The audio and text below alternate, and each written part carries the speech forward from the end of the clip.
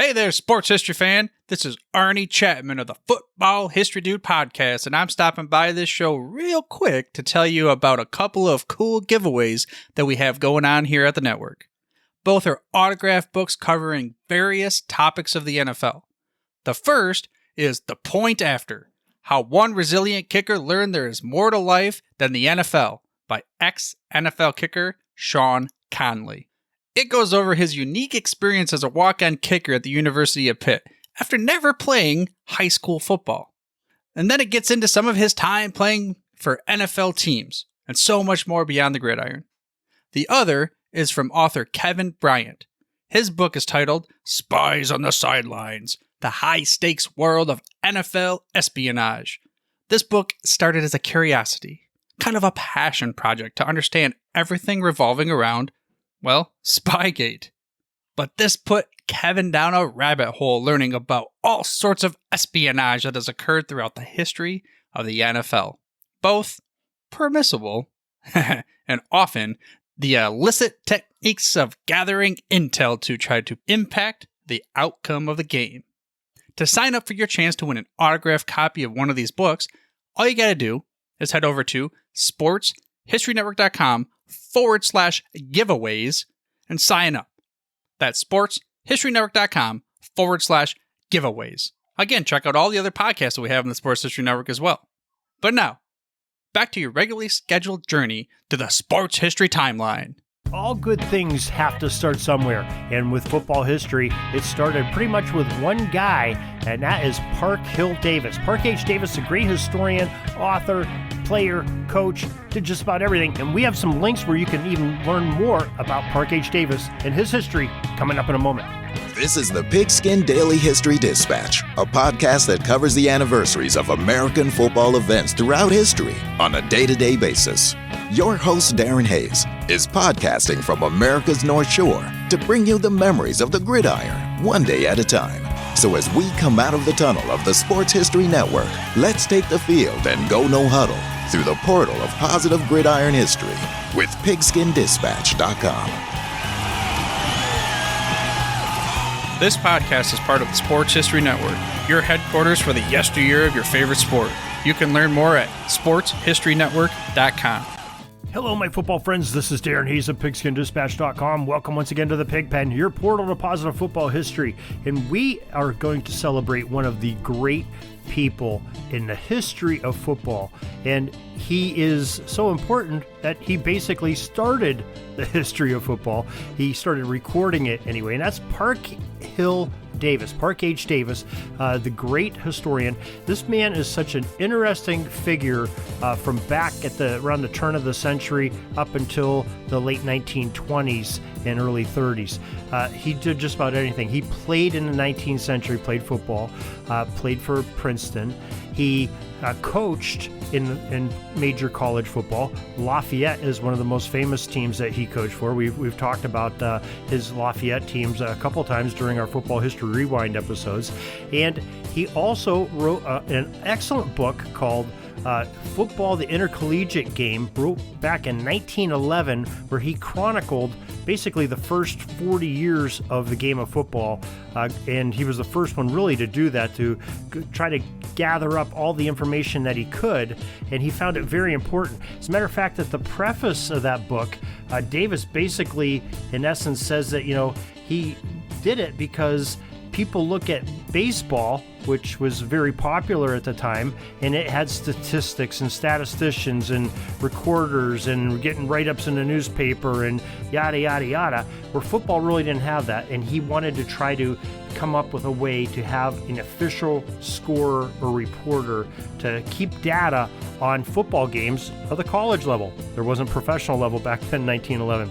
So that was one of the reasons he wrote this book, is just to set the record straight, as you will, of what was going on in football all the way from, the 1880s up. Well, actually, he goes before that. He goes back into Roman and Greek times, makes the ties that, and even to some biblical connections of the game of football. Takes it through association football or soccer and rugby, brings it to the United States, Harvard, McGill, the whole thing, the Princeton-Rutgers game of 1869, right up into where Walter Camp and others gather together in the intercollegiate football conferences and rules committees and come up with some of these rules that really change a game. We've talked about this immensely of the contributions men like Amos Alonzo Stagg and Walter Camp and others have done, John C. Bell, and he sort of chronicles that and confirms that, and he's actually probably the first person that recorded that and let us know that it did happen. Without Parke H. Davis, we might not know a lot of this history that occurred back there with those guys and what they actually did, because he really was a good reporter on that. The other thing that he really did that was so important was he retroactively went back and tried to pick national championship teams from the early 1930s all the way back to the beginning of football, and tried to do it, and some others have tried it as well, but a lot of years Parke H. Davis is the only one that was truly accepted as the NCAA's official national championship teams, and they've brought in the Helms and the National Championship Committee and some others to do that as well. But I just wanted to make sure you're aware of a couple things, that he's a very important figure that I have learned from. One of my first books on football history was that, football, the American Intercollegiate Game, wrote by him in 1911. Just gathered up all that history. I soaked it up. I really dabbled in, especially, the ones when rules, when I was a football official and writing some officiating history documents. A lot of them I share with you here on PigskinDispatch.com, some of the information. So we've also done some collaborative things where we've used Parke H. Davis. We have, of course, Orville Mulligan. I collaborate that with our friend Oz Davis of Truly the Goats podcast and, some other podcasts here on Sports History Network. And we created, our Number 80 Productions team, where we put together this Orville Mulligan audio drama. And if you haven't listened to it, it's really a great way. We're just looking for other ways to promote sports history and to preserve it and to let people hear it and absorb history, and you'll love Orville Mulligan. It's a fictional story set in an actual non-fiction, real-life sporting events, and there's a lot of history in there. I think you'll enjoy it. OrvilleMulligan.com and your favorite podcast provider, and as well you can find it on Sports History Network under Orville Mulligan. But anyway, episode 1, we set a character in there of Parke H. Davis. And our main character, Orville Mulligan, who's a newspaper reporter or journalist of the 1920s, he is interviewing Parke H. Davis because he wants to get to know Walter Camp, who's, a very big figure in football at that time. And we have sort of Parke H. Davis and Camp sort of being friends and associating, watching the Penn Marshall game back then. So, it's Penn Franklin Marshall, game. And he's, just a main character there, and he says some interesting things, but we tried to keep the spirit of who we believed Parke H. Davis was, and it's very interesting here. Now, our latest collaborative effort has been with Aaron Harris of the Football Odyssey podcast and footballodyssey.com, and he has his YouTube channel, Football Odyssey YouTube channel. Well, Aaron got together, asked if I would like to collaborate on some projects with his YouTube videos, and he's much better at that than I am. We got into these things of our first one was on Parke H. Davis. It just got released on July 22nd. You can find that on the YouTube. Just do a search on Football Odyssey, and you'll see that Parke H. Davis very great video that you can have there. We're posting it also on Pigskin Dispatch. You're going to see an embedded link to the YouTube video there that Aaron has put together with some of my help and a great editorial staff that he's working with. And they put together just a fantastic, real quick less than 10 minute little video on the great Parke H. Davis, so you can learn more about his history. But I just want to give you some shout outs to that and what an important man he was to do what we're loving to do right now. You listening, me learning, me talking with experts, football history. Parke H. Davis is sort of that guy that started it all, that initial scribe of the gridiron that really got things rolling and started protecting the history and preserving the history.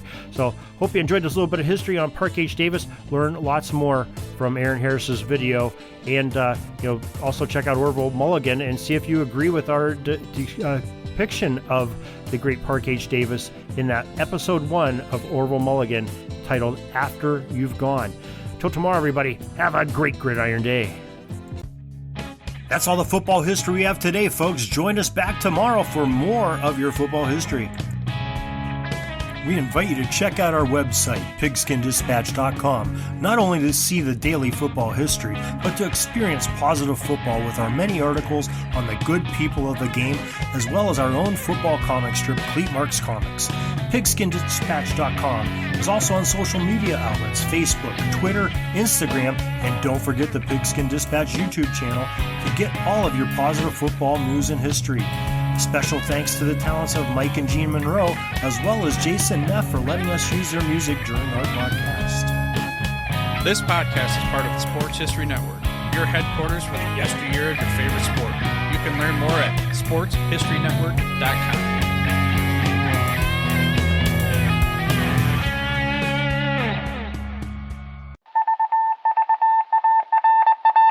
It was just another ordinary day in the offices of the Pittsburgh Guardian newspaper circa 1924. But for Marla Delft, assistant editor, everything was about to change. For she was about to discover the awesome attractiveness of Row 1 brand retro sports paraphernalia items thanks to Orville Mulligan, sports writer. And there it is. Wow, Orville, that's really the bee's knees. Isn't it just? A poster-sized replica of the actual 1909 World Series program cover. I can see that. But where did you get it? And where'd you get it framed? I ordered it from the Row 1 website, where over 6,000 items of sports memorabilia from the 1880s to the 1990s are available for reproduction, in multiple sizes and in several different materials, with over a dozen styles of frame to choose from for prints like this. Well, I'm sure Mr. Delft would love to put up more of these in the office. But I'm equally as sure they're beyond this newspaper's budget. Not at all, my dear Marla. See for yourself. Go to sportshistorynetwork.com/row1. sportshistorynetwork.com/row1. Oh my, these are good prices. Oh, and look at this stuff. Oklahoma-Nebraska football, college basketball art, Michael Jordan items. And so it retro was that sports Marla Delft advertisement discovered the placards. splendiferous magic of Row 1 sports memorabilia, arts, and prints. You can too by visiting sportshistorynetwork.com/row1. That's ROW1 today for access to the full Row 1 catalog of gallery prints and gifts like t-shirts, long-sleeve shirts, telephone cases, coffee mugs, blankets, pillows, towels, and even shower curtains. Act today for 15% discount off all prints with coupon code SHN15 and 20% off all other items with coupon code SHN20 at checkout. And keep your dial locked to the Sports History Network for the exciting chronicles of the 1920 sports world in Orville Mulligan, sports writer. Coming soon.